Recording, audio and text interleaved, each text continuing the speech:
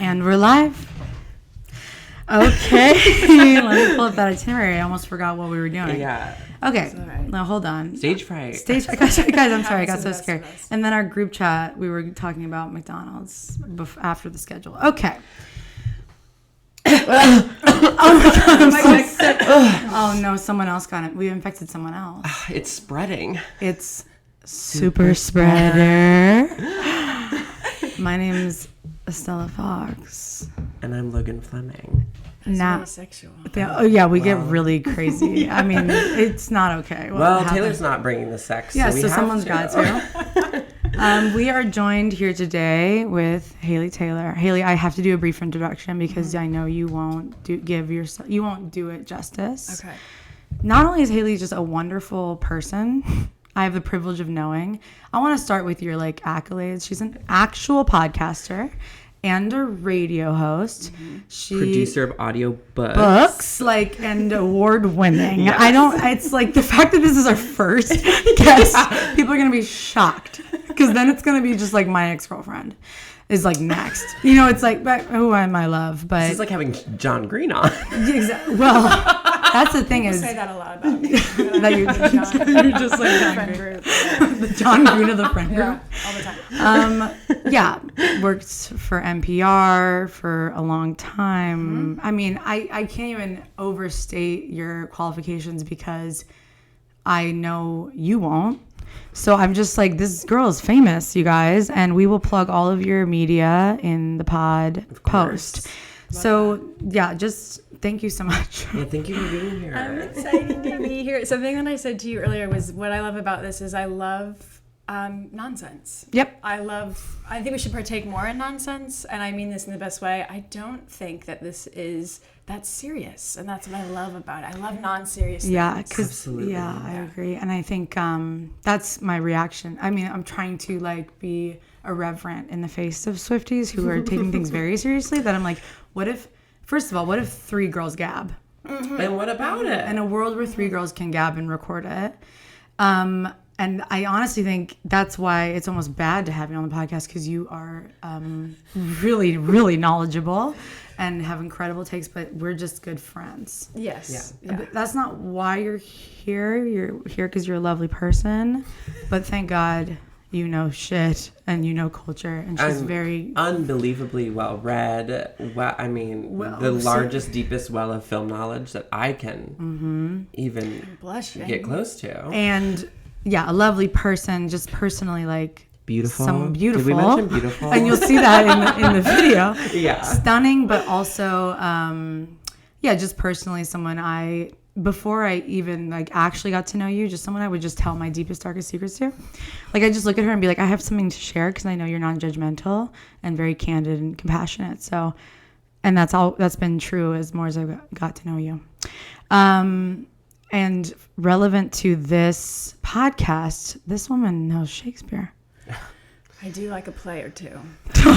See, I told you she'd be modest. She fucking knows. She fucking knows Hamlet.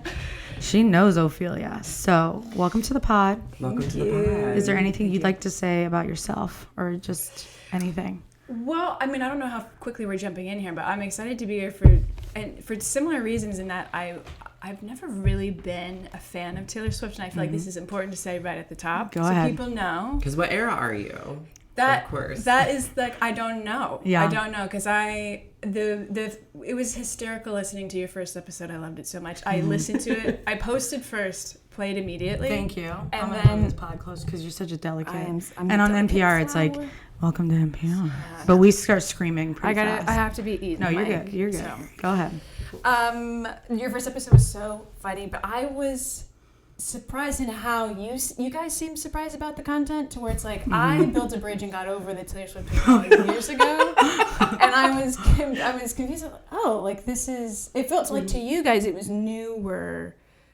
Is this for you? I'm actually curious. I want to ask you some questions. Yeah, please. Yeah. Does this album feel different in regards to the other work that you guys like of hers? To me, it feels like puts all of her work in context. I couldn't name, literally couldn't because I'd be attacked. not physically yet. I was going to say, if you find my body, I am not suicidal. Okay? No. My psychiatrist asked a week ago, and she'll ask next week. I'm not suicidal. If you find my body, the first place I want you to look is at the Swiftie community. Headquarters. At the headquarters. The church, the first church of Taylor Day Saints. Yeah. But on your question, like, I've felt this way about Taylor Swift. And that's why I'm like, what era are you? As in, like, when did you give up? Because I was fooled. But there's that feeling there. I was like, what is that? Like, I like her music. What about it isn't clicking? And Life of a Showgirl, to its credit, made me act. Made me make a podcast. Oof, which is like my, like, you know, Achilles heel. Like, that is like the mirror to my face. So to me, it's just representative of it's like the thesis. I was writing. I didn't have a grounding, like an arc. Life of a Showgirl Blue, like, highlighted everything I feel about her. Yeah, and I don't know that I've ever had like a particularly strong tether to her artistry ever, maybe, but I mean, she to me is like a cultural phenomena that I have struggled with for so long. And this to me, this album to me was the last straw. You know what I mean? It was like I had, a very emotionally activating week, and to like end it with I immediately got on my phone during my lunch break at work, and I saw actually like the lyrics to Actually Romantic, and I was like, I couldn't believe I forgot that it was coming out. Right, literally. And I was so physically activated by the time I played this first song, and I just thought, I've had enough. I've had enough of what she stands for. Yeah, it was like I have to speak out about it, like, because I have to speak now. I mean, prior to this album, I messaged you like a week prior, maybe a few weeks prior, and I was just like, Swiftie Smear MAGA, which, you know, like, it's a delusional fan base that I just am constantly, you're living in. It's like, we're in Taylor's world, we're living in it. Yeah. That's what it feels like to me. Yeah.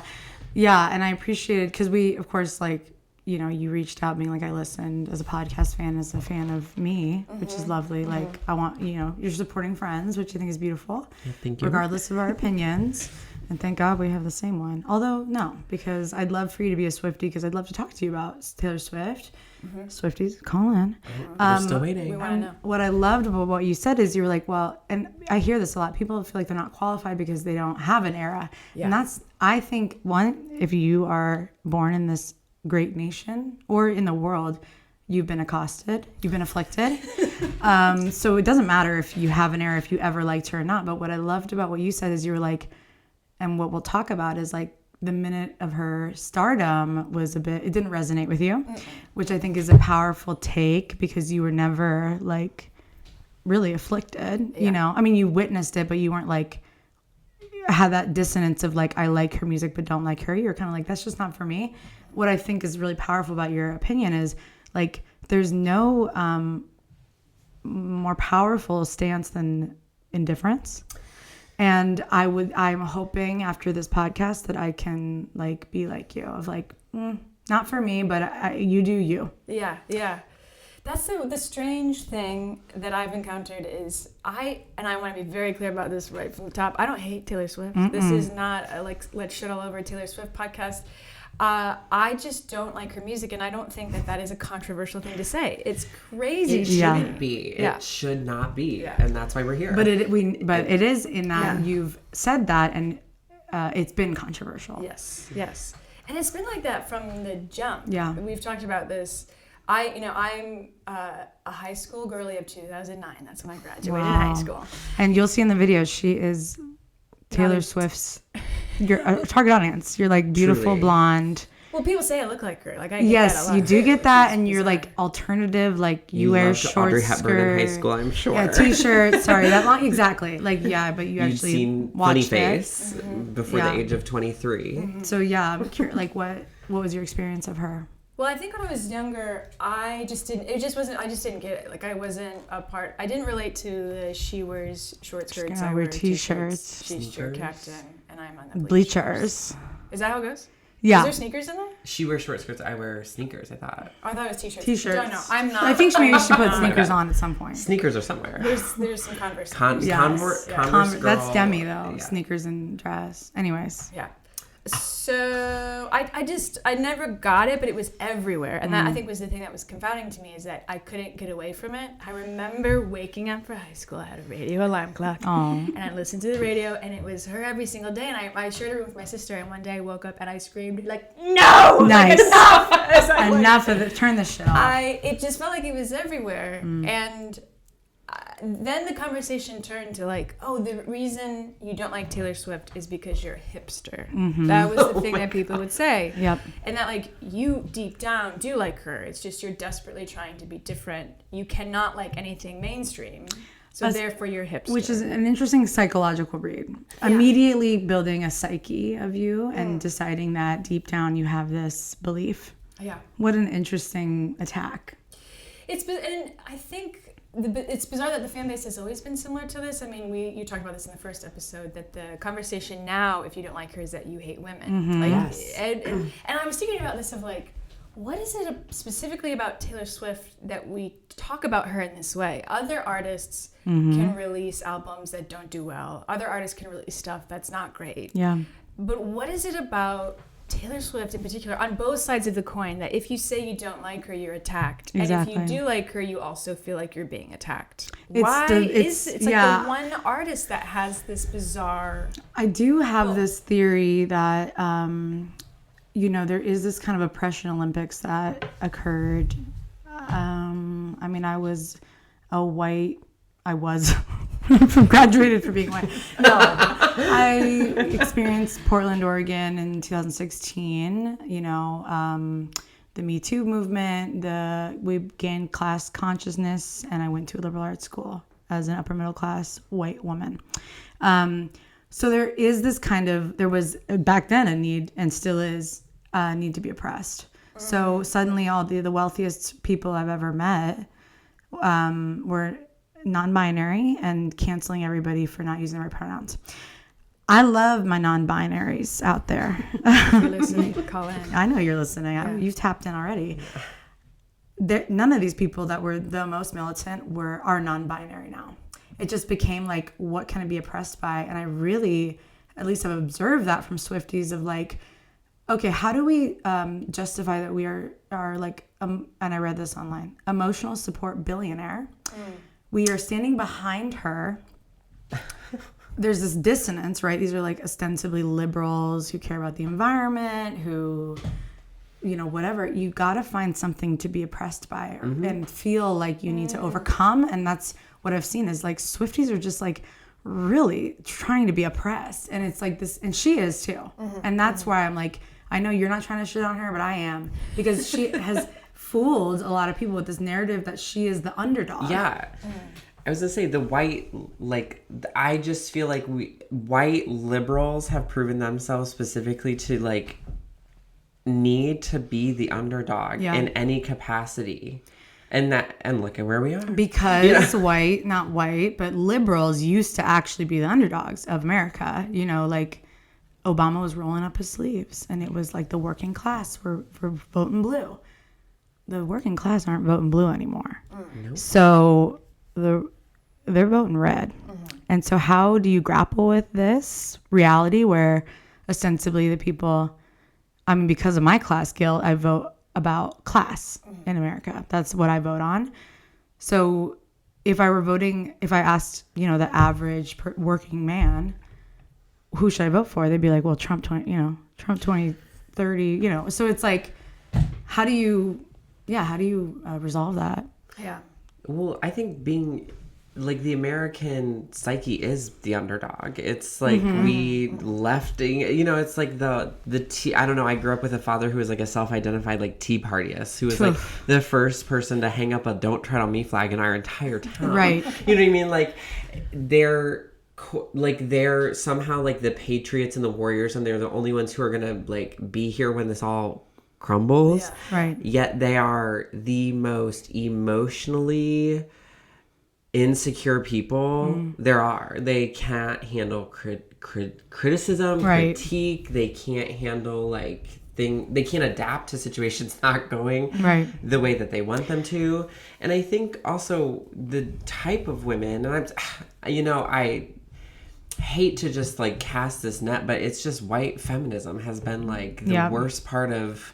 I call it being in a post girl boss society. You girl boss too close to the sun. When you grow, it's the wearing the red lipstick on the Senate floor and your eyeliner sharp enough to cut a man, and it's your pussy hat. Pussy hat, and it's I don't know. I need white women to get less disenfranchised now.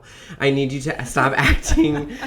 I don't know. Women are, it's a tricky line, but it's like white feminism is a scourge, and I am fine saying that. Well, yeah, it's like, okay, right, I agree. And I think we could talk for an hour about this, but I'm going to keep us on schedule. That's right, we as a therapist. So I do want to say the disclaimer I want to make. I love you, Swifties, the Swifties around me, and I'm sorry. None of what I say is an attack on your character. I love the people around me who listen to Taylor Swift. And while I still have free speech, I'm going to criticize things I've seen in the community. Does anybody have anything to say about that? I'm right on board with you. You're lucky that because in my notes on this, I said I was going to talk about Gottman and Gottman, who are two.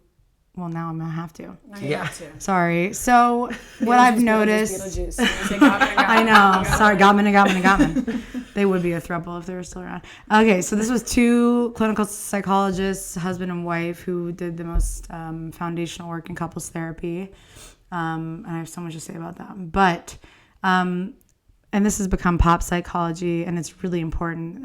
They're called the 4 horsemen of the relationship apocalypse. Have you heard of them? So everybody look up these resources all the time. What I've noticed is that when I critique a Swiftie, I get my character attacked. It's not like my opinion. It's a personal attack on who I am as a person. That's one of the 4 horsemen. And we could use the psychology terms of manipulation, but I won't. But I did say it. What I'll tell you right now, Swifties, it's not conducive to, from the research, okay? Not conducive to a good conversation. Doesn't make me feel more open-minded. Hurts my feelings.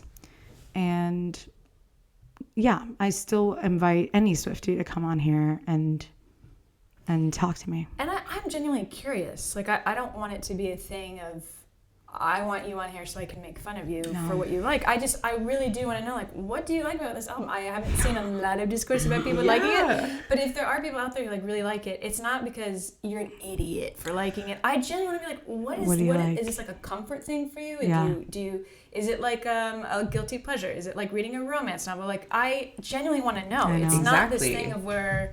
And I think there are definitely people out there in the conversation who do want to shit all over people who like Taylor Swift. I don't feel like that is particularly interesting. Which is why you're here, because sometimes I get like that. It's hard not to. It's hard not to. It's hard not to. I think it's really hard not to hate the majority. Of course. Because we're all hipsters, and that's why we don't like her, and deep down we're just fans. What I will say is part of my culture, part of my obsession, I'd say, my special interest or whatever, is that I cannot stop listening to this album because I'm obsessed with her.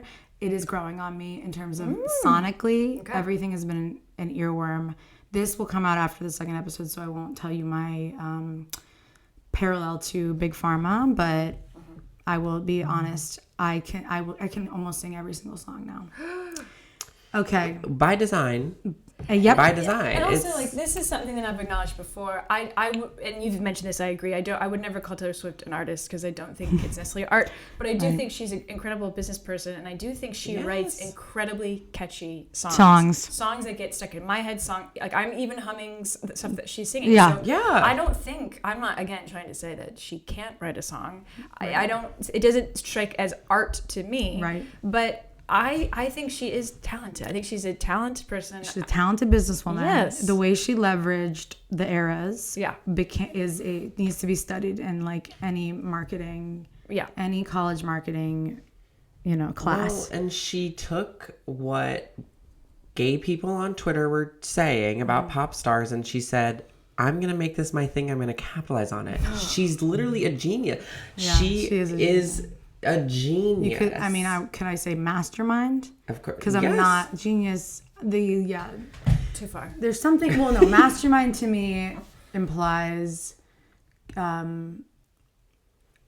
intention without like a necessarily positive tone. Sure. It is masterful what she has done. Yeah. All right, moving on because I do want to talk about this song. Yeah. Okay. For song. So yeah, we recorded the last episode last night and released it this morning. So no one's told us anything to correct.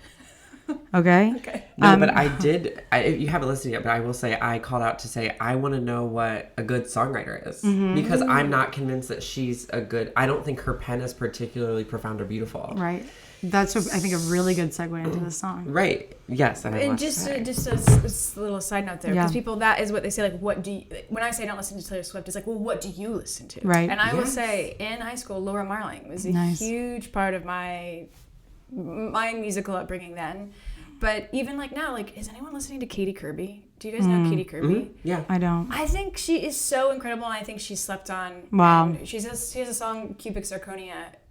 Please just read the lyrics. Like, there's this is again part of the confounding thing. There's other stuff out there, and that's what I don't. But There's then actually so much. You're going to be other labeled stuff. as pretentious the minute you say an artist that isn't the most famous billionaire in the world. Sure. Okay, so Haley, Yes. aside from all your personal and professional accomplishments, can teach us about Hamlet briefly and Ophelia, which is, of course, the title track, The Fate of Ophelia. So why don't you give our viewers, our listeners, soon to be viewers, once we figure out what a camera is, why don't you give us a little background? If you notice, I am postulating, I'm posing as someone who also knows what Hamlet is, and I'll be honest, I'm familiar with the narrative, but I also read it in high school, and I was also getting high every day to cope with my mental health and my queerness and my parents' divorce. So why don't you just tell us? Why don't you just go in on Hamlet, please? I love this. I just want to mention one thing. In the same way that I didn't listen to Taylor Swift in high school, I also didn't really like Shakespeare in high school because they focused so much on the tragedies in school. And it wasn't until I started to get into the comedies that I'm like, this is incredible. And I do highly suggest, if you don't know Shakespeare, you want to check this man out. Oh, you pretentious freak. No, the beauty of Shakespeare is that somehow, oh my God, was it the late 1600s? Yeah, I think Okay, Hamlet was phew. Hamlet's written like 1601. Yeah. Oh, okay. Early So 60 the early beauty, if you know, besides all the pretension, because it is for the first 30 minutes hard to get into his language style, but you would not believe how quickly it happens, and how you would not believe how easily you can understand the play by watching it. As I say, it's a vision. Shakespeare is ex-theater major. Yeah, please come But I clean. mean, I want to bear it all. Yeah, I am an ex-theater I know. major. And the beauty of Shakespeare is that it's royalty free. And it is so lasting because it is so, you are able to cast whatever you want on it. It is like just lasting and beautiful and interpretable. Oh my God. And like that is, and it is, see it. Don't, you read Shakespeare, Right. but go see it. If you can go see it, it's it a will play. change you. I'm serious. Like Yeah. a good production of comedies. Macbeth will also change you. Oh my God! And there's movies too that Much do Ado About wonderful Nothing. job. Oh my God! Oh, So, and you know who else was inspired by Shakespeare? our girl. One Miss, Taylor Swift. One miss. Specifically, Mr. Hamlet. So I'm going to give a little overview on just the general, like a general run through of the general plot, Yep. and then we'll go into a little bit of how Ophelia Yep, features in the plot. please. So we got Prince Hamlet of Denmark, and we start off the show, and his dad is dead. Which Daddy's we dead. hate. He's so moody. I so remember him being dead. so moody. So Hamlet. dead. Yeah. He's kind of a dick in this play, He's but kind of like one of those men who are like, I'm sad, so I'm gonna make your life hard. I'm a black Yeah. hole. Yeah, I'm like he's very sick, moody. I yeah. feel it's relatable. There's a lot of relatable moments. Oh my in God! dealing It's with almost the sad like boy. Shakespeare is like applicable. Yeah, Anyways. especially in Hamlet. Yeah. So his mom marries Hamlet's uncle Claudius right after his dad dun, dies. dun. So it's not good. And then Hamlet's dad, and I hate when this happens, comes to him in a dream. Like there's like a ghost. Of Why do his you dad. hate that? It's scary to me. Oh, you're scared. Okay. Yeah, I thought you. don't want ghosts. I thought you were coming. criticizing No, the writing. It's Okay. scary. So his dad shows up and was like, "Hey, I am dead, but guess who killed me? That Claudius." dude, yeah. There's like poison. He put poison in my ear, and Hamlet's like, My evil brother. evil Evil brother. brother. Hamlet's like, I'm gonna avenge you, father. Right. It's like a very intense moment. Male insecurities. Yes. And he immediately thinks, I'm gonna act a fool. Like, this is how I'm gonna get the plot moving, is I'm gonna start acting crazy, which is not new for this era. There's other stories in Scandinavian storytelling and in Italian storytelling where someone acts like they're crazy to get information and for the plot. We lost that art. People are way too earnest in our media these days yeah. because I think they know that we have to morally stand by them in order to endorse the media. Act like a fucking idiot. To get information. It's brilliant. To get what you need. Get your himbo going. Yeah. Act like a ditz. Huh? But you don't like Travis. Because he's not acting. That man doesn't have two thoughts in that head. Okay, we're back to Hamlet. Yep. So Hamlet vows to avenge his dad, and he's going to act crazy to kind of get information, but also to turn the court up into chaos for personal reasons. So he does this by rejecting Ophelia, who's a character who they seem to have a genuine love for each other, but he turns her aside. Ophelia's dad is a man named Polonius, who's an advisor to the court. He kind of plays this play for everyone that mirrors how his dad dies to get Claudius's guilt and to confirm that he did the thing. There's a lot of stuff that happens. Hamlet accidentally kills Polonius, Ophelia's dad, because he thinks it's Claudius. Whoops. And then Claudius is like, I hate you, I'm going to send you to England to get you beheaded. But then Hamlet's like, just kidding, I can find my way out of anything. God. So he goes to England to get beheaded, but he actually finds a way back. While he's on the boat to England, Ophelia, her dad is dead. She starts to lose her grip a little bit. She starts to go a little crazy. Who wouldn't? Who wouldn't if like their love murders their dad? Yeah, that's a bit much. So she starts to go a little cuckoo Lulu, and she eventually drowns herself. And her brother Laertes is like, I'm going to avenge my sister and my dad. I'm going to kill Hamlet. Claudius is like, great, this solves a lot of problems. He's like, I don't need to do that whole beheading thing. I'm going to stick these two on each other. So the very last act, you've got Claudius is like setting up a duel between Laertes and Hamlet. There's poison on the tip of the swords. And Hamlet in the back of his mind is like, but watch out, because I'm also putting poison into your goblet, Claudius. Oh. However, Gertrude, the queen, drinks the goblet. See, this is why I'm like, forgot all about this, and it's iconic. Yeah. And so she it's dies. a tragedy. Yeah. Then Laertes and Hamlet have a little duel with their poison tips. Oh my God. They die. But actually before they get mortally wounded, and then Hamlet kills Claudius. So this is why it's a tragedy. Because everybody dies. Everybody you know in this plot dies. You got Hamlet, Polonius, Ophelia, Laertes, Gertrude. They're all dead. It's a massacre. The end. But Ophelia is really Gertrude obviously is the main female character, but Ophelia is one of the most interesting characters. So just to talk about like her beats through the play. Please. When she first appears in Hamlet, the first thing that happens is Laertes, her brother, says, do not mess with Hamlet. Do not do anything with Hamlet. He is part of royalty. He is destined to marry into royalty. Okay. This is politics, and if you mess with him, you're going to get burned because he can't really, and he probably won't, fulfill your love. And he didn't. He didn't.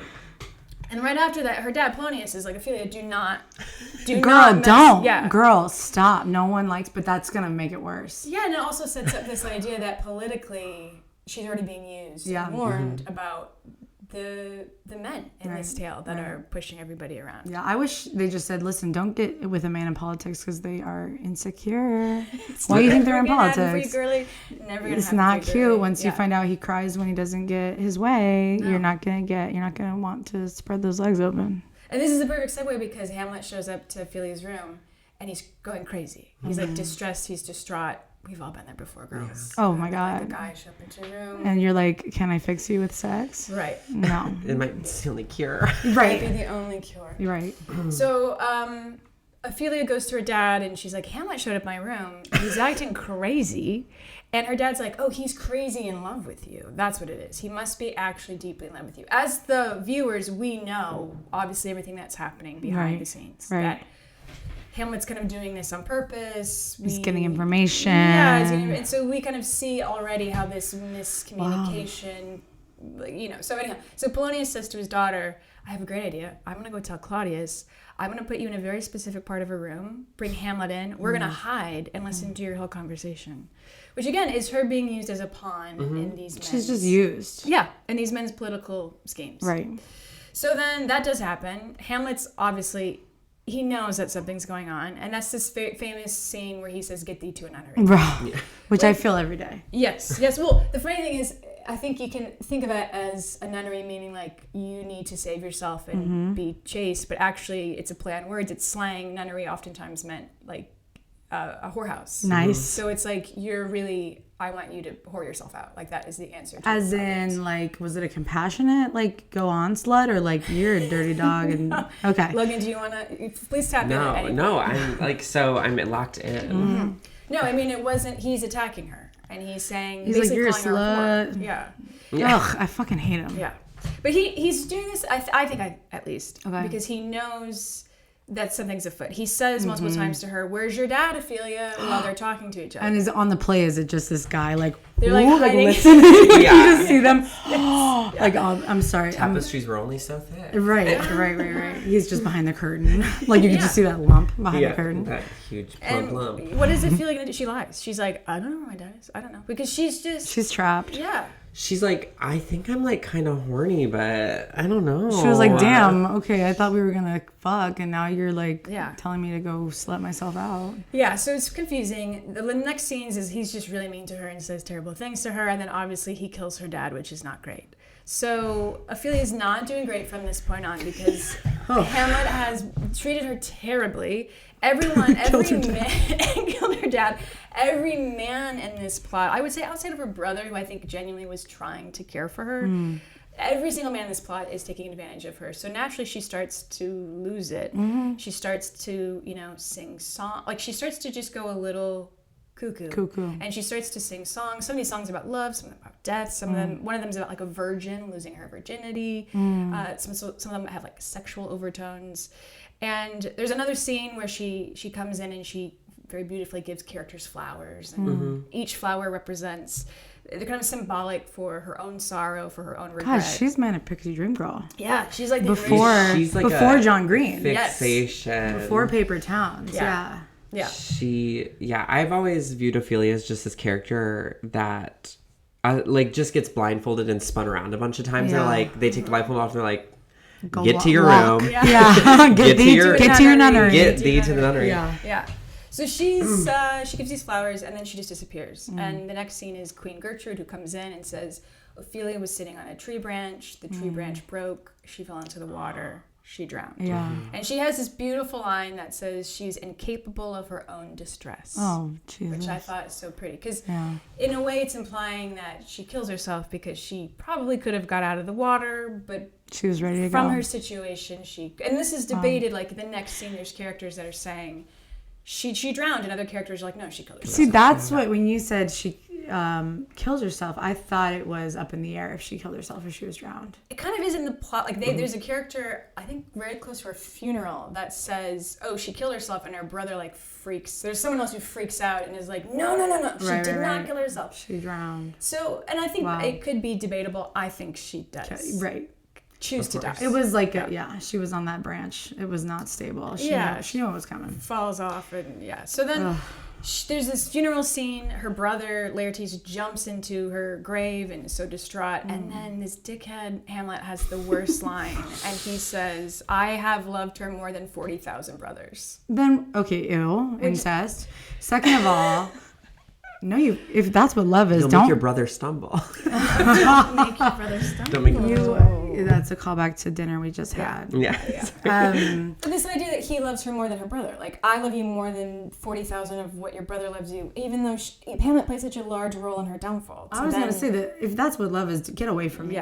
I'll be chaste for life. I mean, that's insane. Hamlet to me is like truly Shakespeare's worst character. Like I can't to me. Worst written or like your least favorite? Just least favorite. He's just I don't find much redeemable. I mean, he sounds about like Hamlet. He reminds, when you said that, he's like a fuckboy. He's like, we'll treat you like shit. And this is coming from a lesbian, so straights tap in. He will treat you like shit, and then the minute you decide you're done with him, he's like, I always fucked with you. I always fucked with you. I think some of it is he's just so in his own world. Yeah, He thinks he's on a hero's journey, righteousness. and Yes. everybody is disposable. Like that is like Hamlet. You know, he believes that his premonition, his dream, like he is fulfilling the most important thing that could possibly matter, and nothing. Which is just avenging Daddy. That doesn't bring him back. No, but also and he seems to be getting lost as well in his own madness. It's like Right. half of the play is like he chooses initially to be like, I'm gonna act a fool, but then by the middle and towards the end, you're like, wait, He's not acting. how much is he like not fully in his own sanity? So some of it is also like, is he just crazy as well? Right. You know, like, and that is the kind of the genius part of the play is that you do start to question these characters. Yeah. Of what their motivations are. Is it coming from a place of sanity? Is it coming from a place of madness? But the main takeaway of the play are, these men who are using the people under their plots and their ploys to get ahead and to succeed. And guess what? Shakespeare was an ally. I mean, that feels like feminism to me, because it's like these men are deciding to avenge other men, which is useless in that they're not going to bring your daddy back. And you die and everybody around you dies when you are selfish enough to think you can't just accept your father's death. Yeah. It's a sad story. Why don't you go do something productive? Yeah. He's really the Ryan Murphy of his time. And he created so many meaningful roles for older women. Yeah, but an incredible role. I'm not saying the women are particularly treated well or don't have horrible fates almost near constantly. Yeah. But who wouldn't want to be Lady Macbeth? Yeah. I mean, it it's is dream role. important to know, especially when this premiered, that a man was playing Ophelia. Like this, Of course, this was, yes. it's important to know A that young like, little women twink. were not, genuinely, Yeah. because Ophelia has to sing, so it had to be someone who Castrati. like Castrati. someone who could like perform Cut that it role. off. You Yeah. could chop him. And the only other thing I don't want to say about the Shakespeare and the Please. women of it all is, after Ophelia's funeral scene, she's not mentioned ever again in the rest, not once. And I think that is almost Shakespeare in his own way, giving her the same fate of using her as a tool for this plot device, not honoring her in any way. There's not a character when they're fighting in the end. Laertes doesn't even say like, for Ophelia. As they're like fighting. She's dead, funeral, not a single mention of her in the rest of the play. Back to the men. Back to the drama. Wow. And that, Ophelia is such a tragic character, but for that reason, there's so many other, in the comedies, women who are so well written and are so funny and have their own autonomy. There's just, Ophelia is tragic and I get it, but I think there's other female characters who are more interesting to me personally. And what I love about Ophelia in this, because I have so many questions for you about her motives. Like, she gets underwritten in a very intentional way. Like, this is how everybody's treating her, so we're not going to give her, like, he was like, we're not going to give her the time or, like, fleshing out what she's thinking, which is, or fully, like Hamlet, every fucking thought he has. But, like, yeah, I'm more curious now. Yeah. I want to know, and I can't because she's dead and no one ever talked to her about her again. Yeah, and also in Madness, it's murky anyways. Yeah. Like, when she's losing her sanity, you can't really figure out what her intentions are anyways as she's, walking around. I mean, you can. I think this weird kind of layering of her talking about sexuality, about a virgin losing her virginity, with her being attacked by Hamlet for her own virginity. Like, all of that is connected, and it's all a burden that she has to bear, and these expectations of other men. So, but that's kind of how I feel, is like it's it with Ophelia. She's a very passive character because all of these burdens are put onto her, and she has no power. She has very little power in this play, which is why it's so tragic. And that is the tale for a lot of women, to be stuck in the woes of other men's choices. Being a woman, right? Yeah, Right. but it's tragic. Well, I always think, going back to there are so many under-celebrated Shakespeare characters, especially women. I think Ophelia is just like, there's that painting. Yes. You know what I mean? There's that painting. Well, here's and the that's thing why it's our cultural fixation. You know what I mean? Well, it's a beautiful painting, and allegedly, and I do believe this, inspired the cover. So apparently it is a direct call to Ophelia because she's drowning in the water. Yeah. And so Taylor Swift said, "Girl, me too." Yeah. Which actually, perfect segue. So we should, because we need to talk about Taylor Swift. And who knows, this might be a 2-part episode at this point. Okay, let's pull up to, oh my God. So I've got the lyrics here. No, I've got mine up. Good. Okay, I want to go stanza by stanza. Yep. Because I have questions, I've got comments, I've got concerns. I've got a lot of comments. And I'm curious. Okay, let's do it. Okay. The Fate of Ophelia. I'm just typing it in my Google. Do you want to start with the first line? Yeah. Haley? Yes. First stanza. Okay, first stanza. I heard you calling on the megaphone. You want to see me all alone. As legend has it, you are quite the pyro. You light the match to watch it blow. So, obviously, from my first thought, we're not talking about Ophelia here at all. We're talking about Travis Kelce. Yeah, exactly. Megaphone. Megaphone. Bitch, what the hell kind of romance is on a megaphone? But I think it's from my understanding, and I love pop culture, so even though I have mentioned that I don't really listen to Taylor Swift, I do know a lot about her life because it is so embedded into anytime you go on. The Kennedys. Yes. Yeah. Of course, you have to know. You have to know. But didn't Travis Kelce, on a podcast, say he wanted to date Taylor Swift? I'm guessing. Is that how We don't. Oh my God. I think that's what she's referencing. He said, "Ooh, me horny," and she said, "That's my husband." I don't know. He's like a gym teacher. It's like high school. And I'm just like the English teacher because I've heard Hamlet exists.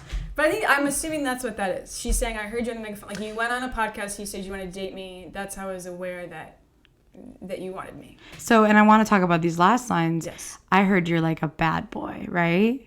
I heard you're a pirate. Like, I heard you're going to get crazy on me, and I'm you're interested. A dog. You're a little dog. But you like activate these women just to leave them hanging. And she's into that because she does have that song that's like, I can't even remember. It must be on Midnights. It might be Midnight. I can't. Anyways, neither you will know. But like, Sure, I won't know. that's why we got to get our Swifties on here. You see, it's a plea. It's a cry for help. She says something like, "You were too nice to me, and so I left you because I need something bad." Bullshit. But anyways, that's what she's saying. And you guys know me, my Swiftie army. You know I like a bad boy. All right, keep going. Okay. And if you'd never come for me, I might have drowned in the melancholy. I swore my loyalty to me, myself, and I, right before you lit up my sky. So wait, I do have something to say about the first two lines, which is our first reference to Ophelia, right? Yep. We get Drowned in drowning, melancholy. But I also want to say, and I want to give Taylor Swift credit for this, melancholy is a very good word because in this time in the 1600s, madness was gendered. If you were a man, you had mad. You were mad. Yeah. You had a madness. If you were a woman, you had melancholy. We are talking about historic psychological terms too of diagnoses, which I love. Yeah, hysteria was gendered, is still gendered, but yeah. So she said, "I know." Yeah, I think that is actually a pretty clear understanding that she has read the Wikipedia. Like, she knows that melancholia is how women were described in this time. I started to lose the plot on the next two lines. I know, that's where we really, she's in pre-chorus. Yeah. So she's saying there's something different that I need to say in my chorus than what I just said. And go ahead. So I swore my loyalty to me, myself, and I right before you lit up my sky. So Lit my sky up. lit my sky up, yes. The swearing of the loyalty to me, and I know that she's talking about her own experience, so she's not writing this from a place of Ophelia, but that Right. does not ring true to Ophelia. I don't feel At all. that sense of I swore loyalty to me, myself, and I. But I also don't feel that rings true for Taylor Swift. It never has. No. I don't understand, and I feel like if I was to say the line, I swore loyalty to me, myself, and I said, pick a musical artist who that connects with, no one would say Taylor Swift. No, she's never been like, I choose me over every man. She says, I will let this man destroy me because I believe I need a husband more than I need to breathe. Yeah. So, yeah. So, right. Not about Ophelia and ostensibly not about her. And I do want to talk about, at some point, this song. Maybe I'll talk about it right now. Yeah, jump in. Well, let's talk more about it after the chorus. This song shifts in her canon how she writes about men. For the first time, I think ever, Swifties tap in. Before this song, it was like a, like scorched earth approach of like, I'm so in love and I'm falling so apart. And now I do believe, and this is just a theory, she is really, and I actually believe this for the whole album, she is really trying to convince us that she's into this guy. Yeah. It's real. Every song. It's Every paper song. thin Every to me. stanza. Paper thin. And so right now she says, Well, we'll see. Keep going. Well, that was kind of this is in this, but also in the next line, right before you lit my sky up. Right. And then in the next section, all that time I sat alone in my tower, you were just honing your powers. This is again where I'm like, we're talking about Travis Kelce. I think that was him at practice. I'm genuinely think honing your powers, because I can't talk about his intellectual prowess. I can't talk about really any of his character. I do know probably when she was writing this, he was getting better in football. Okay. So I think that's what she's talking about, honing at least. But this is like... This is how, like, Christian girls talk about finding a husband. Yeah. Like, No, this is very Puritan. yeah, it's like this. It was like, oh, I didn't know love until I met you, my Prince Charming. But it's that whole concept of like all these things that, you know, he has to be like a godly man, a God-fearing man. He has to be all these things, and that's him like holding his powers, right? Right. To be ready for me, For life, and you were, yeah. you know, doing it all for me. I was Yeah. alone in my tower, Yep. thinking I was gonna Yeah. just off Me, myself, myself, and I. but you were thinking about me the whole time. Yeah. Right, and I I also like, in the same way that there's a lot of rhetoric about Taylor Swift, there's a lot of rhetoric about Travis Kelce, mainly being that he's like dumb as a bag of rocks. Is Right. That's what people seem to be saying. Just wait till episode like whatever 10. I have a lot to say about him. Yeah, and I don't. If I don't know a lot about Taylor Swift, I don't know a lot about football, Right. and I don't really know a lot about Travis Kelce. But I did see a tweet that he said once, where he said, "I don't eat Indian food because it looks like baby poo poo." So it's like, it's hard to connect that with To honing your You were powers. honing your powers. Like that is hard Yeah. for me to connect those two. Yep. But God bless. He's Okay. trimming his chest hair. Here we go. Yeah. So now I can see it all. Late one night, you dug me out of my grave and saved me from the fate of Ophelia. Saved my heart from the fate. Yep. So I understand the fate of Ophelia. We've already talked about that. I think it's the savior complex again of like, I'm Yeah. a man coming in to save me. I don't really understand how that relates to Ophelia. Because is the implication that Hamlet would have saved her? Because no, he wouldn't. No, he was wouldn't. not even He into wouldn't have. her. And it's just, I mean, she goes on to say Yep. that, we'll talk about this more for sure, but like, the whole point of this song is to say, I could have had the fate of Ophelia, I could have drowned in madness, but because a man came in and saved me, I didn't. And that's very Disney. It's very... Of course. I just want to say, I want to interrupt you and say, she said, I would have drowned in my sadness until a man saved me. And the man is Travis Kelce, which Yeah. I can't imagine anybody has a crush on. You're going to tell me right now, you're going to attack me for being an anti-woman and defend Taylor Swift when she just said she's basically useless, identityless, and doesn't need to be alive unless a man saves her. Of course. Yes. Well, but it's also, this is my problem is with her songwriting in general, is that it is so many disjointed thoughts thrown together. The stanza right before it is, I swore my loyalty to me, myself, and I. Like, it's like I'm taking this stance that like, it's hard, I'm lonely, but like I'm ready to, like, I don't care that you're like over here barking because I got me. Yeah. I'm my own dog and I'm walking me. Yeah. You know what I mean? And then She said that for one line. that's what I'm saying. And then immediately the whole chorus, the whole premise of this whole album really is, but he saved me. Yeah. I held out. I was waiting for you. And I just have to read the next lines because Yes, this is the yes. energy, right? I've been waiting for my Prince Charming. You saved me, calling upon refined literature, Hamlet, and I can argue that, and we already did. So she said, "Oh, this is my prince. He's just like I need him. Keep it 100 on the land, the sea, the sky." What? Basically just saying he keeps it real? Like, what is this? This is your dream man? Or she's keeping it real. I think she's saying, I'm keeping it 100. Right, because she's pledging allegiance to his And hand. your team. team. Well, okay. Your vibes. So are we? Now we're talking about Hamlet, and I'm convinced she's talking about the idea of Travis Kelce, and not him as a person. Team is the football team. Of course. We all Your understand. vibes. What team are we on? Hamlet's vibes. Whatever. She's just so sexless. Vibes is the least horny word If in someone like the said English vibes, literature. I run away. On the vibe. Love your vibe. Don't care where the hell you've been. been. Yes, you do, because the whole reason you were taken by him is because he was honing his powers. Yeah. Even So though he you was should- barking at you and you didn't care. Well, on the megaphone. I just don't this is how all her songs are to me. Yeah, we try to. Her lyricism. Here it is. flip flop, bitch. Again, one thing I say is, but I feel like she's always written like this. It's No, not That's what new. I don't It's understand. not new. Okay. It's not new. You're This right. is her pen. Okay. This yep, is yep, and yep, this yep. we can pull from any album.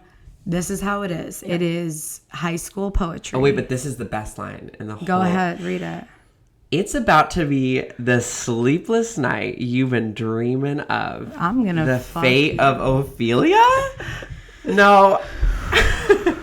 Explain that to me. What did you think that hear? means? It's I'm about to keep you up all night, bitch. You've been thinking about me. You've been pushing all those little boys around with your little penis and that little cuppy. And I have been here looking like so fucking hot and gorgeous and fertile here for you. I've been looking so And you've been fertile. honing your, I can feel her She's- scratching, clawing. scratching at Yep. the mahogany grain. So she's so horny. She said And basically she's she's like, promising, I'm gonna keep you up, bitch. yeah, she said, you better sleep during the day because we're gonna be up all night. But then to tag that with the fate, fate of of Ophelia, Ophelia. like what? Yeah. So I don't know. Like, I don't get it. so she's saying we undid the fate of Ophelia, and that just made me so horny. Okay. I think that's what she said. The fate. Remember when there was a fate of Ophelia that I mentioned briefly? Well, lucky for you, now I'm fucking horny. Right, you Because say I'm it. not drowning in the Yeah, river. you Because say I didn't go me. kill myself over a man who didn't care about me. Yeah.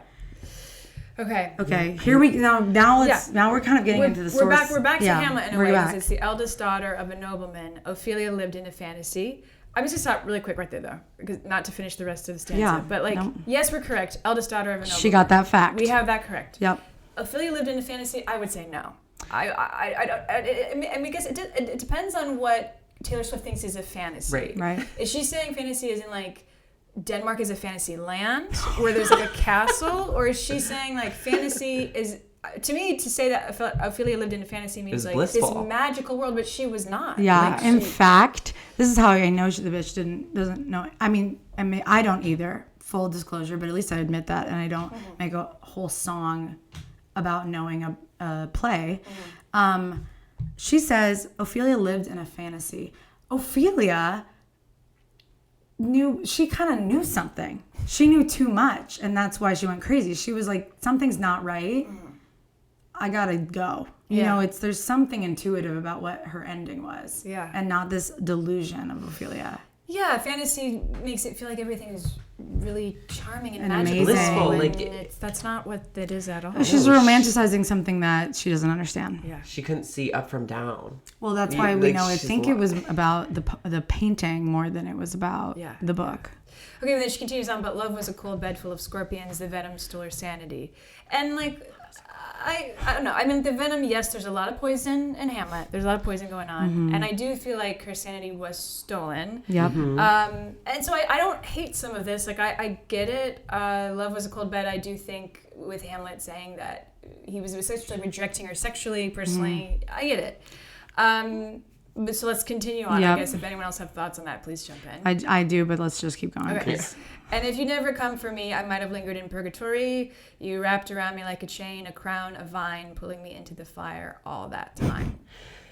Now, this is where I want a Swiftie to tap in because a chain, a crown, and a vine seem unrelated to Shakespeare to me, but I guarantee they just must be from eras past. Well, I was thinking They it's from seem like- Is that not from Shakespeare? Chain, crown, vine. I mean, sure. I'm sure. There was a crown in that we're talking about royalty. Yes. You wrap around me like you pulled me. Okay, so here's the thing about fire, right? He's the match. He's a crazy. Why do you want to be? I guess it's the fire of love, but you're saving her from drowning and pulling her into fire. I don't think you're gonna live through that either. Yeah. And again, this idea of like I might have lingered in purgatory, to attach this more to Taylor Swift, I'm sure there's aspects of her life where she was in a position where men had more power than her. Obviously, the Scooter Braun of it all. Okay. Like not having rights to her own songs. Yeah. I do think that is a position where, yes, you're a woman who men are using you as a pawn and they have control over life. But I think she's using this more in the romantic sense. Yes. And if I was to look at Taylor Swift's romantic life, the most powerful billionaire, just the idea that she has no power if anyone is Ophelia in the dynamic of her, It's Travis. no, actually, it's Joe Alwyn. Like, because the twist. that's because I feel like this is the vibe that I get. This is my own personal opinion. Don't know if this is true or not. She dates these guys. They sign NDAs. Right. No one is allowed to ever speak about her relationship. Right. Jake Gyllenhaal has never. Joe has never. Like, all these guys cannot. Silenced. But Taylor Swift can then use, which is political, using someone as a pawn in your own. So Joe Alwyn, to me, I don't know if that's how you say his last name, but like that is. He's Ophelia. He's the Ophelia. And she's the Hamlet. She's Hamlet. And Claudia's and she really is the Hamlet, and that she's like, feel bad for me. And you're still watching Shakespeare like, he's tragic, but I don't pity. I mean, I pity him. I don't sympathize. I'm like, that sucks that you can't break out of your own chains of your like life. But I'm not like, damn, this guy got really fucked. Like, people really wronged him. It's like, you kind of did this all to yourself. So I just feel like, I mean, I love that parallel. That's beautiful. It just exited me. I thought you were gonna, No, it exited me. Oh, I wanted to say, have either of you guys seen the video of Maddie Healy's mother on Watch What Happens Live? Yes, saying the same thing. Yeah, and she literally was like, she basically was just like, I'm so glad that I'm not Taylor Swift's mother-in-law. It's not a role I'd ever want. Oh God. But she immediately kind of like composed herself just to say like, it's really hard to deal with never being able, like not being allowed to say anything, and yet she has controlled the whole narrative. And like that's exactly what she says on on. That's crazy. That's crazy. It's really wild. And the narrative is that everybody hurt her. She's the victim, but we actually never hear from the perpetrator. Yeah. So what if we want both sides of the story? We're not allowed to have it legally. Yeah, and this song implies that same victimhood. Because it implies the victimhood of Ophelia. And the only thing that could ever save her is Travis. A man. But not even just a man. Travis. She's not saying, oh, this guy that I love that you guys don't really know. She's saying, I'm calling upon the fact that you obviously know this guy, but I will still insert the fact that he plays football. He's my football boy, and he's American.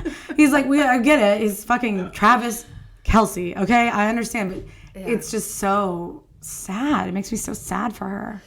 I agree. And I don't buy it. That's the thing, is the whole album, I am not convinced they've ever had sex. I am not convinced they're actually in love. And I never think that with celebrities, and everyone's like, oh, they just push together for media. I'm like, I don't care. I'm sure they enjoy each other's company. I'm not convinced they enjoy each other's company at all. You see them both on podcasts together. He says something like, wow, you're so smart. And she goes, be quiet. Be quiet. God. Where did she? The clip. She said some word that wasn't even big, and he's like, I don't know what that means. And she like grabbed the bottom of his face. She's like, you know what that means, baby. I mean, I'm convinced she maybe raised him, but there's nothing sexual about that. I think it was on the podcast with his brother that she said she talked about this song, and she looked at Travis and said, he's never read Hamlet, but don't worry, I explained it to him. Yes, and that was quoted in the New York Times for a lot of this album. Yes, which is also, I'm like, my question is like, she's got to be in on it. She's got to know that people are talking about this guy as if he's not the most intelligent man in the room, right? To say stuff like that, or is she not aware of it? No, the gym teacher and the English teacher, come on. Right? Well, right. He's like the dunce that saved the world, but like when the world is her life. I have so much to say, and I do want to talk about last episode where I mentioned paper rings, okay? And from the album Lover. And it's this beautiful, Lover, it's like I finally hear her being in love, and I can believe her. And the first couple lines, she was like, I met you, and I didn't know anything about you, and I was scared of you. And this line that sticks out to me, and now I've read all the books beside your bed. I am so convinced she's not in love with Travis because she liked him. She loved a man who was an intellectual. Of course. Travis doesn't have a single book inside that bed. He's got a football. And I'm just like, girl, like, give it up. Controller. Oh. It's not plugged in. Yeah. And the mattress on the floor. Yeah. And that's why he lays pipe wood. Okay. I think we should skip over. These are same verses. Let's get to the bridge. Let's get to tis locked. Tis locked inside my memory, and only you possess the key. No longer drowning and deceived, all because you came for me. And then she repeats it. And that's the last new everyone's text. kind of So picky. now we can finally be free of phones this. Phones down. We are at an hour, You but heard it. I don't care. This one you're going to have to listen to because you're going to class. You guys, Yeah, an we're hour good. and 20 is so digestible. I want to throw that out there. As You're a right. podcast consumer, But I'm not a looking at you, consumer. Miss Taylor. Yeah. Okay. I have an hour commute, so I buckle in way up You and know, way back. yeah, and so people I, have released 2.5 hours. It's me. It's me. Hi, I'm the problem. It's me. Release yourself from ChatGPT. It's not ChatGPT. please. It was my professor, Dr. Jason sorry, I Roberts. was- Hold on. Okay, we're back. So Yeah. we're free from that because it's real hard getting through those lyrics. It's the same fucking meaning. Like I basically don't have a selfhood until this dunce cap saved me. I'm just so I'm just so not cis. You know, and I'm just so, and I don't love to constantly like draw these like lines in the sand about womanhood and trans identities or whatever. That's a whole thing. But are y'all tired of this dynamic? The golden retriever boyfriend, the idiot boyfriend, the fucking like Himbo. himbo. Yeah. Oh my God, and it's like every man now just wants to be like fucking submissive. Yeah. You know, it's this whole like dynamic that I'm constantly observing, especially in like straight women from the Midwest. Do you not want like somebody who sees you and challenges you and takes care of you and can like intellectually observe you and anticipate your needs, that has emotional intelligence? There's nothing more romantic than meeting someone who says like you've got all this power within you and I like feel myself gaining my independence and growth in the relationship. Yeah. She basically says I'm a lifeless little fish and you Drowning. like did a little CPR with your tiny little fingers. Yeah. Although you know those are like fucking his huge little sausage hands. Yeah. I will say that I understand the trope of liking man getting girl. Like Yes. man coming in on horse, saving girl. There are Disney movies that I still love. I love the kiss at the end of the movie. Like I get it. Romance. There's other narratives that I think are more interesting, especially the older that I get. All you girlies came over to my house and I forced you to watch My Brilliant Career. Wow. Which is a beautiful Australian film by one of my favorite Australian filmmakers, Gillian Armstrong.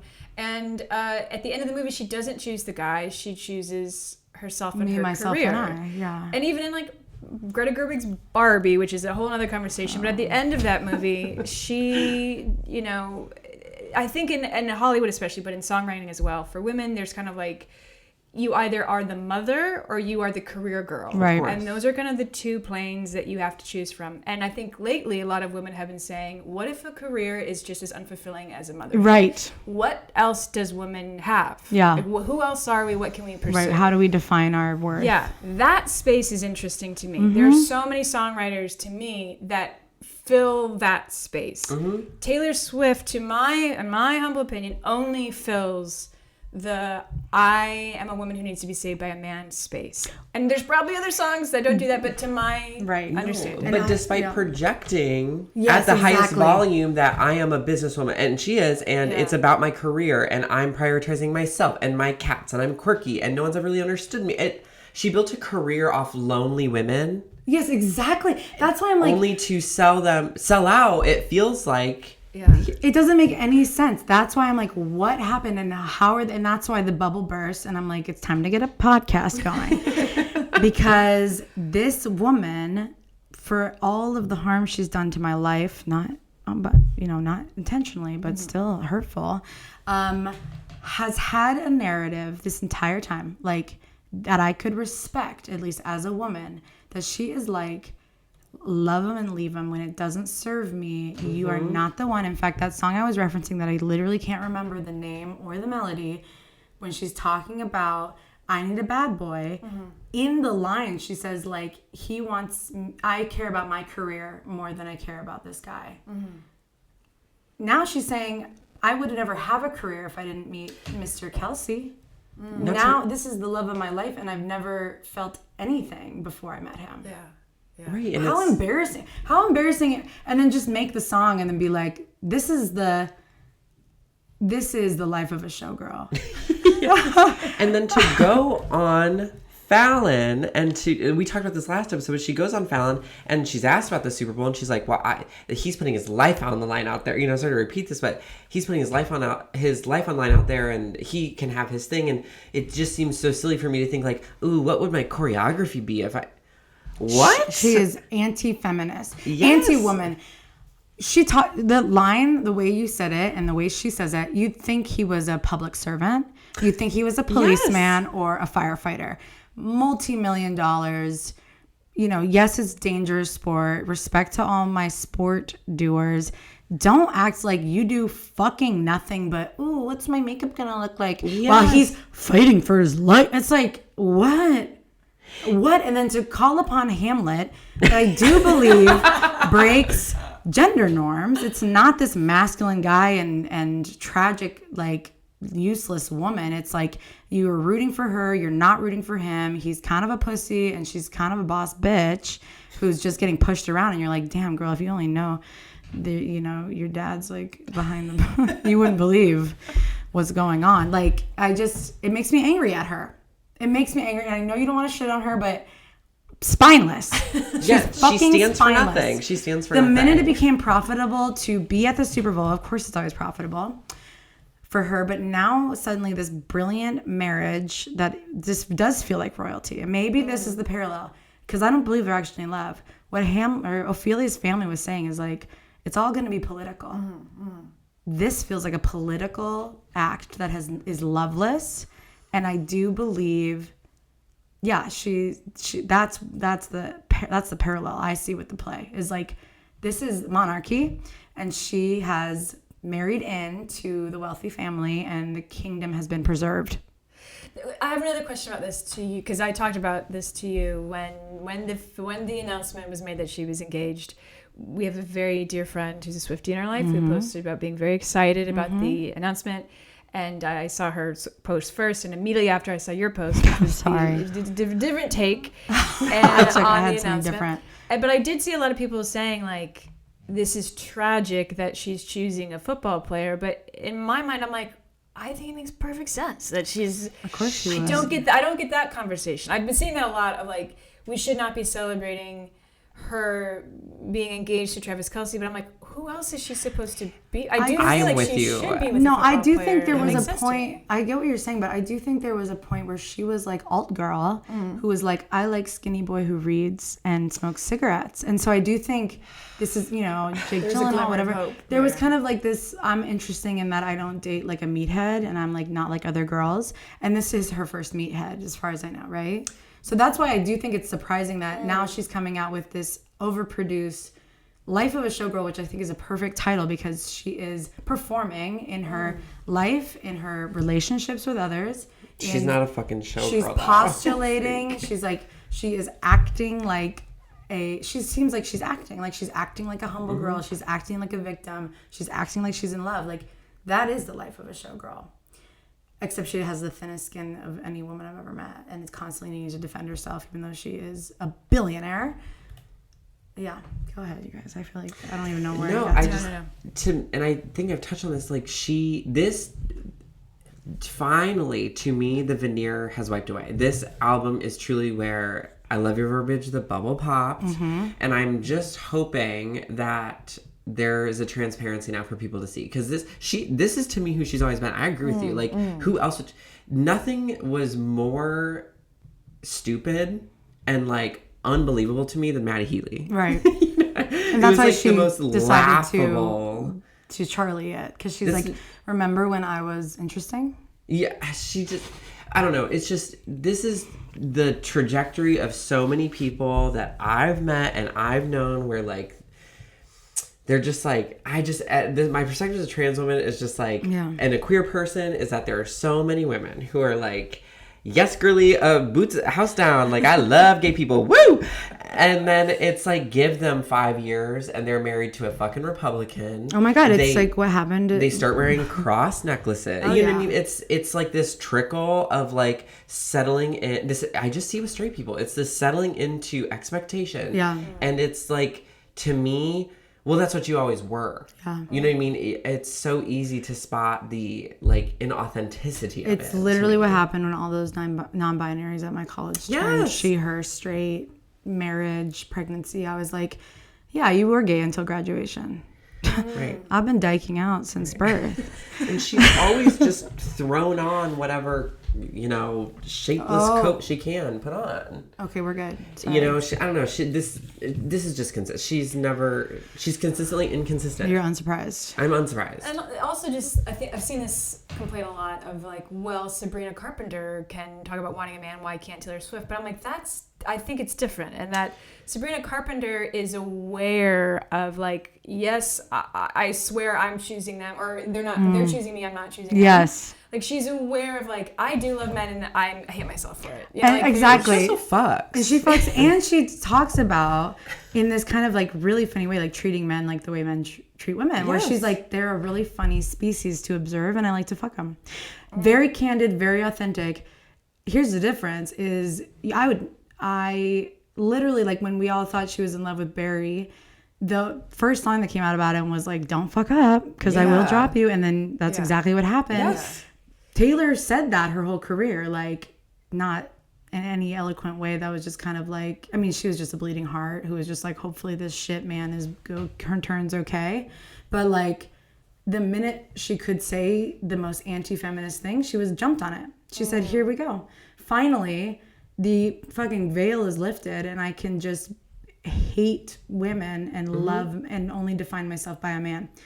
And I love Sabrina Carpenter, and I think that's why I can't wait to talk about Life of Show. Well, Taylor also doesn't have a sense of humor. You know what I mean? Yes, like, yes. I said this the other day, but like, Sabrina Carpenter to me is like Goldie Hawn. You know what I mean? She's like goofy and sexy and irreverent and like, so she's in on the bit. yes, She's she's on the creating the bit. She's like she-devil, like Meryl Yeah. Streep to me. She's so in on it. It's brilliant. And Taylor obviously does not have a sense of humor. She doesn't possess it because she's so deeply insecure. Yeah, she's too afraid to put herself out there. I don't know. Girl, if you want to practice, get on the show. Yeah. We can crack a bit. Okay, Chuck, can I keep us on schedule? Do you guys have anything else you want to say? So we did the liner notes. Do you guys want to talk about the song sonically?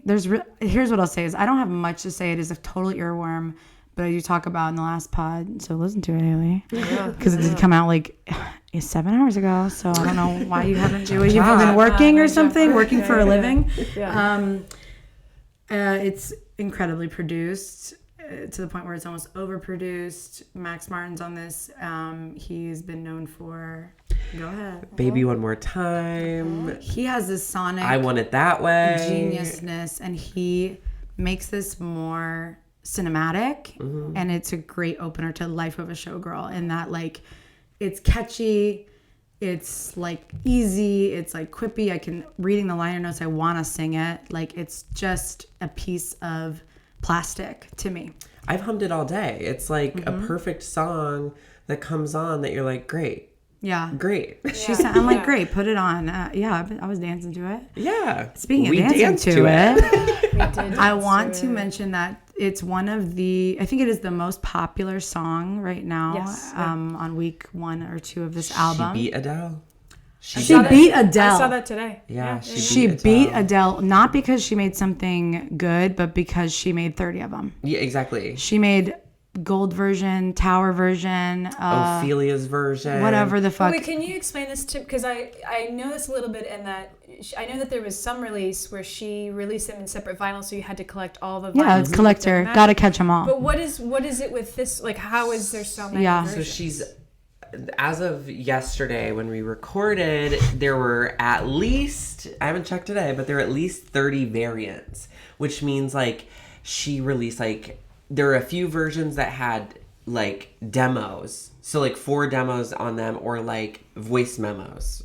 Oh. And that is not just available to you on Spotify to go there. It is a separate purchasable vinyl or CD that will contribute to her sales. Yes. So when her streaming numbers are crazy, it's because, or like Tortured Poets, whatever I can't ever remember the dumbass album. I know. But it's why it was like lingering for so long, because the rollout was practically like a year and a half of her just releasing. This one has one more memo on it. You guys get it. Yeah, eat it. And then they fucking like swarm. That's what she beat Adele for, is what is the amount, the volume of variance. So one streams and sales. So one Swiftie gotcha. Gets 30 variants. That's equivalent to 30 fans, 30 Adele heads, or what are her fans called? Okay. Adele's. Americans. Yeah, and they're not. I mean, well, we are. But people of the earth. Yeah. Gotcha. Grounded. Okay, people. that makes sense. Here's the genius of the fate of Ophelia with her. And I can't even comment on it, although I've witnessed parts of it. The music video / movie that came out that we need to see. Oh my God! Get the brilliant, and I bet this is her. I bet this was at least minimum part of her idea. She made in the video a TikTok dance. So guess what became viral on TikTok is her frigid. Luckily for her, she's got the choreography for it, because she's never been a good dancer. I'm sorry. So the beauty of TikTok is it's this very frigid kind of like what's that game where you're like pressing Dance Dance Revolution. Oh, yep. Where you're like hit this and then hit that. It's very like easy, palatable choreography that is not challenging to do, but which is clunky. It's clunky, but it was hard to learn. But we did the goal was to learn it in 5 minutes, and then we recorded it, and so you guys are going to see us raw, doing the dance. But I do, to her credit, not as an artist, not as a musician, but as a businesswoman, thought, I'm going to make a TikTok dance. You're all going to watch this fucking movie because you're all going to buy 30 variants. And you're all going to do the damn dance. And you're going to get it online.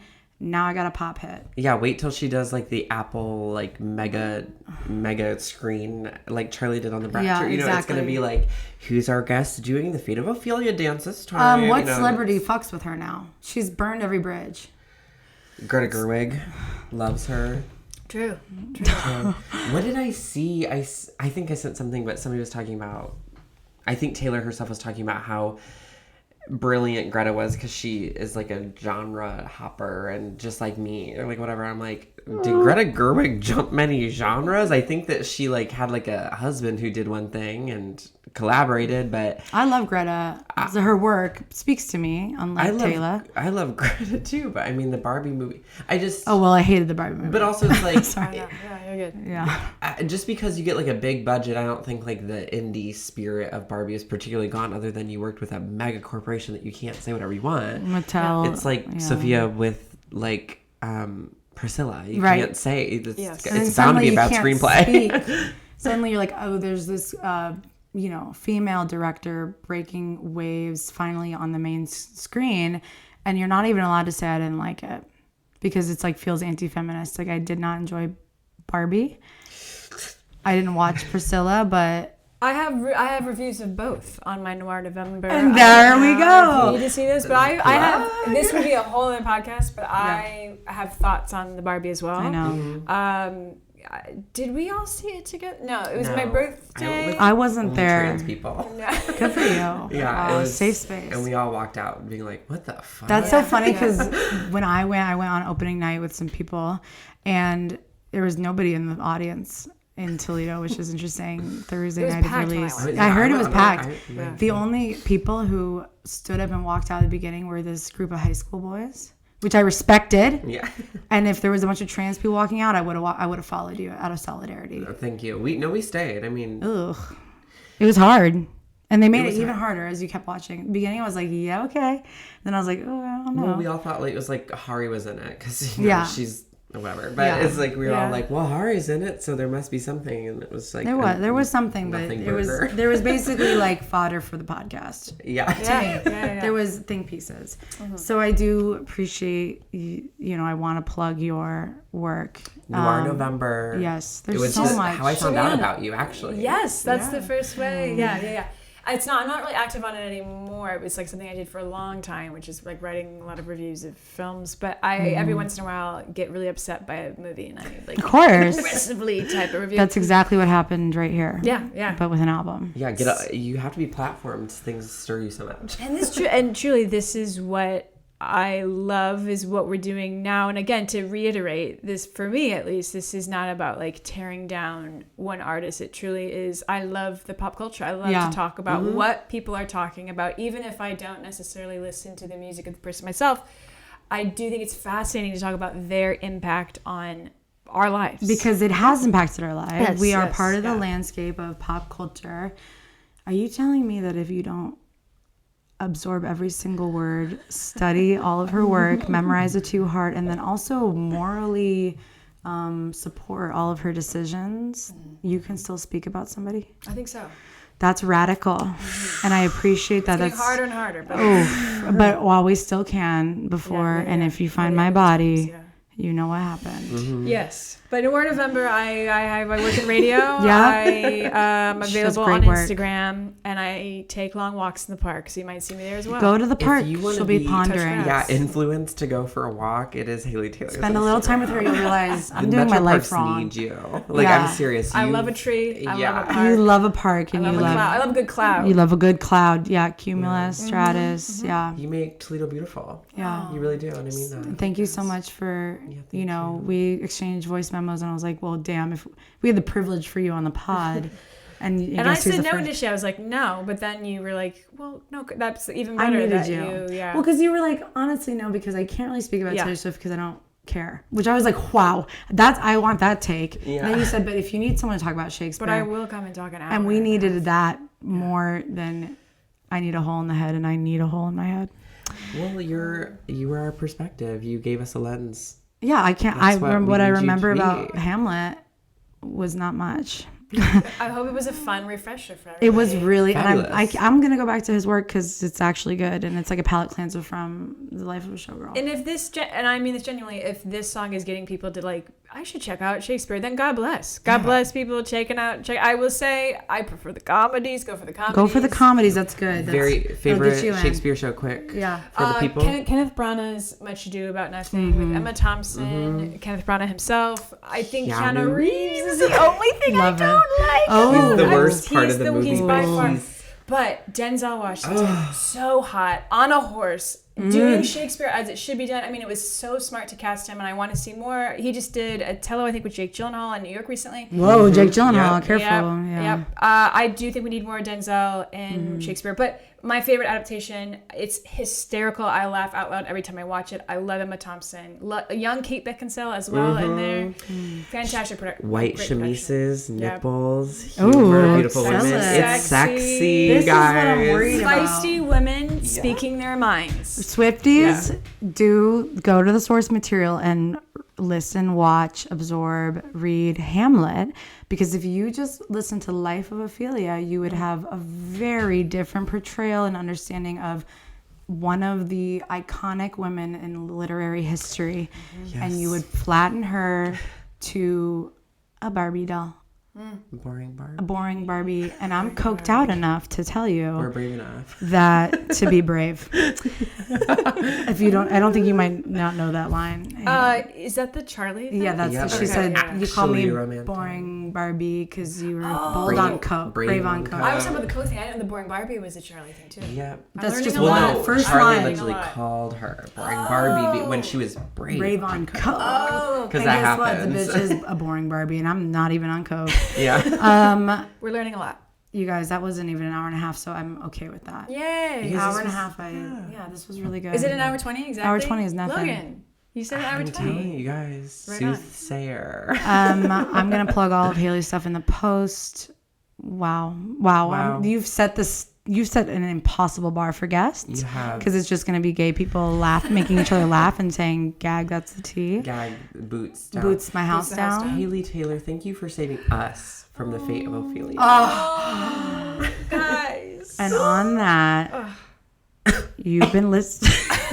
Oh, she's sick. You might have been infected. So I'm sorry for getting you so close to us, That cough Haley. is good, Logan. That's a good cough. I'm sorry you're in because you have to be in person because we haven't figured out how to do call-ins to Super spreader. Bye. Thank you. Bye. Love you. Love you. Bye.